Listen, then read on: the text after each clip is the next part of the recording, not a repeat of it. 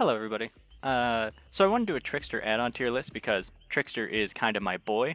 But before we get started, it should be pretty obvious. But if it's not, I'm a console Trickster main. All right, so get your cringe compilations out now. I'm not hitting most of my knives, but I'm hitting enough to make it work.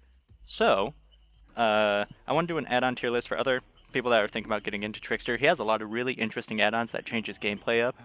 So let's just get into it, because he has 20 add-ons to go over, and it can take a while sometimes to talk about them all. So let's just get into it. First, we're going to talk about his quantity ones. So, oh, also, I'll show gameplay, of course, when there's add-ons that really changes gameplay, but as of, some others, we're not going to do it. So first we're going to do his quantity add-ons, which is the Trick Pouch and the Bloody Boa. Now, the Bloody Boa increases your maximum carried by 8, and if you start the trial with 8 more additional blades, so I think that's like 52 blades, and then the Trick Pouch is 4. So you start with 48, I think. These add-ons aren't terrible. Bloody Boa is obviously better, uh, but if you're ever just looking like for extra add-ons, they're not bad. I would put Trick Pouch probably at the top of D tier, and I would also put Bloody Boa probably at the bottom of C. They're fine. You can't really go wrong with these two add-ons. They're a good extra slot if you need it. And yeah, overall, pretty good. Pretty good, I would say. Actually, kind of going over some of the other add-ons, we're going to move the Trick Pouch up to C with the Bloody Boa because there is some other add-ons that are not the greatest. So yeah, we're gonna go do both in C, but Bloody Boa being above, of course. Next, let's talk about Memento Blades. Memento Blades is honestly a really good add-on. You just kind of have to get good with it, because it decreases time between blade throws by 10%. So what that means is pretty much you're just throwing blades faster, get it down quicker, And he already throws them pretty fast. I'm pretty sure he throws. I know in main event it's like every 0.2 seconds, I think. I could be a little wrong on that, so I think it's like every 0.3 or 0.4. So minus 10% off that on the normal throws, and it can shred people really fast, especially in main event. So I would probably put this add-on probably at A, honestly. And it's funny because I have so many of these add-ons because this add-on used to be terrible, and nobody ever used it, including me. Because what it used to do was it just made it so it took longer, it took like an extra blade or two to hurt somebody. So yeah, this add-on got a huge buff, and it's awesome. It's great. I would probably put it at A tier. It is solid, solid. If you're ever running any add-ons on Trickster and you don't know what the second one should be, Memento Blades is always a great choice. Next, let's talk about the movement speeds. So there's the Killing Part chords, and then there's the Cage Tart shoes. Now the Killing Part chords only increase your movement speed while throwing blades by 1%. It's not great, honestly, but Cage Tart shoes is 2.5%, and that extra percent and a half actually does do some crazy things. It feels like sometimes. Um, so I would probably put Cage Tart chords in D tier, and I would probably put Cage Tart shoes in B. Now, you might be thinking that's just a percentage and a half, like it's just a 1.5% increase. But overall, if you are getting 2.5 times the value from just packing Cage Tart shoes instead. So it's kind of like, it's pretty fair, I feel. Also, the colors on the tier list are going to be wrong because this is a older kind of style tier list. I couldn't find a better one. My bad, pimps. Now, let's get into the 4 main event add-ons, but first we're just going to talk about 2 of them. We're going to talk about the Inferno Wires and the Tequila Moonrock. Now, these add-ons I think are pretty good. Like, main event is something that's kind of situational, but if you get that situation, like if you have somebody in the basement and somebody's rushing down, they're going to die, especially with these add-ons. Like, they will just die if you can hit your shots. Overall, solid add-ons. I think Tequila Moonrock is probably A tier, and then Inferno Wires is probably a B tier, mainly because uh, Tequila Moonrock is 60%, increase your main event by 60%, and then Inferno Wires by 40. So Might as well just pack the Tequila Moonrock. Uh, but yeah, overall pretty good. And paired up with the other two add-ons we're going to be talking about very soon, so funny. It can be so funny when you hit survivors with it. Because your main event just lasts forever, pretty much, and there's nothing the survivors can really do about it if they keep getting hit. It's really funny. I'll put up a clip pretty much right now, or after it while I'm explaining, where it's so good. Next, let's talk about the Lucky Blade and the Waiting for You watch. Now, what these add-ons do is while you hit somebody in main event, it increases the duration of main event for zero point 0.4 seconds for the Waiting for You watch and the Lucky Blade by zero point 0.3. Now, this is really good. It doesn't seem like much, but again, in main event, I'm pretty sure you throw knives every zero point 0.2 seconds, so you're throwing 5 per second. And if you have the watch, uh, so if you hit survivor with one knife, you get 2 more knives in your main event. So you're just pelting them. It's crazy. It's so funny. Um, so and paired up with each other, like you do the Waiting for You watch and the Tequila Moonrock, so funny. It is so funny. So for that reason, I would probably say Waiting for You watch. I would probably put like the main issue with it is it's not that great by itself, right? Like I would put it in S tier with Tequila Moonrock if you pack it, but just by itself, I'd probably put it in A right behind Memento Blades, and then I would put the Lucky Blade probably also in A, probably behind Tequila Moonrock. Very good add-ons. So funny. You should run it and then run a basement build. Oh, the survivors can literally do nothing if you're prepared for it. All right, now we're going to start getting into the add-ons that aren't like copies of each other, and they're just overall like they're kind of weird, and some of them aren't very good, but some of them are crazy. We're probably going to get to the purples very soon too, which those are his main ones that are pretty funny. That changes gameplay up a lot. So to get started, let's go on target single. Increase the time before laceration starts decaying by 2 seconds. We'll also be talking about the Ripper Brace because that's the same thing, where it's 3 seconds. I forgot there was an extra one. That's doubled. My bad. But pretty much what this means is you get extra time before the meter would start going down after you hit survivor with a certain amount of knives. So this gives you an extra bit of time to uh, hit a survivor with a knife if you need to catch up a bit or whatever, something like that. Um, so these add-ons aren't very good, mainly because when you're Trickster, you really want to use your knives because you have normal movement speed, right? You're a range killer with normal movement speed, so you really got to take advantage of that. When you're Trickster, when you're using your knives, they're already kind of out in the open, and or you're just able to pelt them pretty consistently. There's not a lot of moments where the survivor is able to run away, and if they are, you'll just catch up unless it's like endgame or something. There's exceptions to the rule. These add-ons aren't terrible. Like they're pretty good if you're just starting out on Trickster or you're just thinking that the survivors might be running you pretty hard. So I would probably put Ripper Brace probably in C tier. Probably I'd put it under the Bloody Boa but above the Trick Pouch, and then I would put the on target single probably in D tier.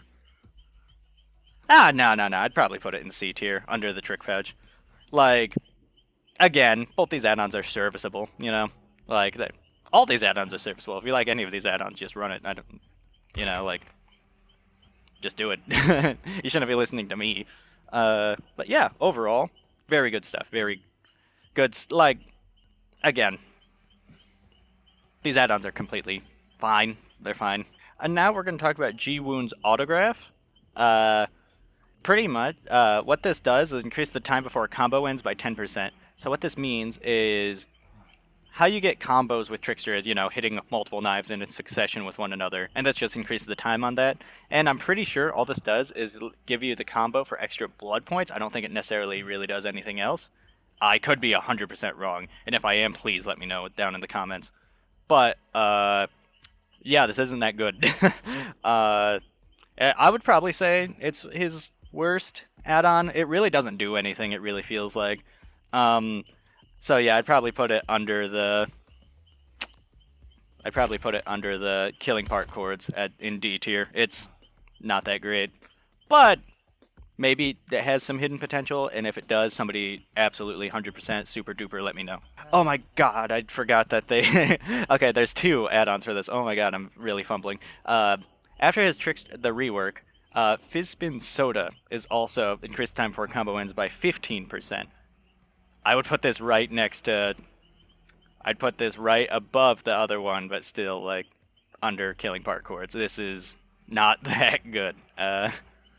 Again, though, let me know if you like it and or if there's like some hidden meaning behind it, because yeah. Next, let's talk about Melodious Murder. Increase the bleed reload speed at lockers by 25%. This can be pretty good. If you pack it with Iron Maiden, it's really funny because Trickster literally just pretty much it like instantly grabs knives. It's really funny. Also, Iron Maiden's not necessarily the worst perk on Trickster because a lot of survivors will try to get into a locker with it when you go into main event, and then they're exposed. You cancel your power, just hit them. It's pretty good. Also, just increase the blade reload speed. It's just overall pretty good. I would probably put it. It's like the middle of the road add-on. It is John add-on. I feel. I'd probably put it above the Ripper Brace and C tier. I think that's a good spot for it. All right, we're gonna save the purples for last because those are the Trickster add-ons. Those are the four that are goaded. So we're just gonna go straight to the iridescence. Um, if we're gonna talk about Death Throws compilation first. Now, this add-on used to be really cool. Used to after you a main event, you were fully stocked on knives again. It was brutal. It got changed, which fair enough. Now, whenever you hit a survivor during main event, you see their aura for 6 seconds. This is pretty okay. It's nothing like super crazy. I feel like a purple add-on it might be a little better overall, but we'll talk about it when we get there. Uh, Also, in main event, usually when you're throwing knives, you have a general idea of where people are. But aura reading is never terrible. Aura reading is never terrible. You could also pair this with trick blades and just pelt somebody across the like. You can ricochet knives and get them. It's awesome. But I wouldn't put it in S tier, or I'd probably put it. Hmm, I'd probably put it below the waiting for you watch. Mainly because it only activates during main event, and again, in main event, you almost always are on people, or you're in the basement, or there's always situations where it will come through. It's just overall, and it's also pretty high on the list. So I mean, you can't go wrong with the add-on in general. But yeah. Now we'll do the iridescent photo card. Now, again, console trickster player here. This add-on is not for me. I don't think I've ever actually used this add-on like super well. Every time I use it, I feel like a Dead by Daylight chud, and I'm never it. I'm not that guy. But if you're playing at peak of Trickster, this add-on's pretty insane. For each consecutive blade hit, you gain a stackable 1% haste effect for up to 7%. That is pretty crazy. But right when you miss a blade, you lose or injure survivor, which injuring survivor is pretty fair. But the missing a blade part, you instantly lose all these stacks of haste. That is brutal. It is brutal. It used to be a really good add-on. It used to be you hit survivor with 4 or 5 of your knives and they were instantly downable. But yeah, I would. This add-on again, it can be super good. It's just not for me. I can't do it. I'm not that guy. But I'm gonna try to be as objective as possible. Like, cause if it were up to me, I'd put it like in C tier, where it's like not that great. But in my heart of hearts, I would probably put it. Hmm. If you're playing peak Trickster, that's the big thing. If you're playing peak Trickster, I'd probably put it top of A tier. That feels right, like above Memento Blades. Uh, but like again, you have to be playing peak Trickster, peak. All right, let's get into the purples. Now to start off purples, I want to talk about the Edge of Revival album because I feel like this might be the worst one. It also kind of confuses me, and I'll explain why. It doesn't confuse me how it's worded or anything. It's just confused me while I'm actually in game. Um, so after a blade hits an environment, it deals 50% of the laceration meter to nearby survivors. So it pretty much makes exploding blades. Now this is pretty good. It is a pretty good add-on. It's just overall out of the four here, I think it's probably the worst. But even then, I'd still put it in A tier. It's just trying to find the spot in A tier. I'd probably put it under the. I think waiting for you watch is fair. So the reason why this add-on kind of confuses you is because every time you hit a survivor with a knife, like it goes tink tink tink tink tink tink and gets like it gets higher, like the kind of like notes. It's like ding ding ding ding ding ding ding, and then when you get to the end, it makes a before you would injure a survivor, it makes a big like shriek noise. And this add-on kind of glitches out, I think, and or like you hear that noise twice, and it really confuse you on what's happening. Because a lot of times when you're throwing knives, you're not really looking at the meter fill up because you need to focus on hitting the survivor. But that's just a skill issue on my part. I'm sure you can make this add-on work. Again, it is pretty high. It's a very good add-on. Very good add-on. Next, let's talk about the cut through you single. Now, this add-on, paired with the last add-on, super good. Honestly, this add-on's just really great, actually. Um, so your blades pretty much go through survivors and hit other survivors that are trying to take protection hits or whatever. It goes through, but they receive 50% of the laceration, so it's kind of like the exploding knives. And you can pair this with exploding knives and kind of like do crazy stuff. You can hit multiple survivors. It's fun stuff. It's fun stuff. Um, this is pretty good. This is a very good add-on on some maps, especially paired with trick blades. Oh my god! Like on Larry's, you can just throw a knife at a wall, and then the knife will just come back. It'll go through a survivor, and then it'll just ping back from the down the hall and hit them. So good. It is so crazy good. I love it. Love it. Love those two add-ons together. But the add-on by itself, I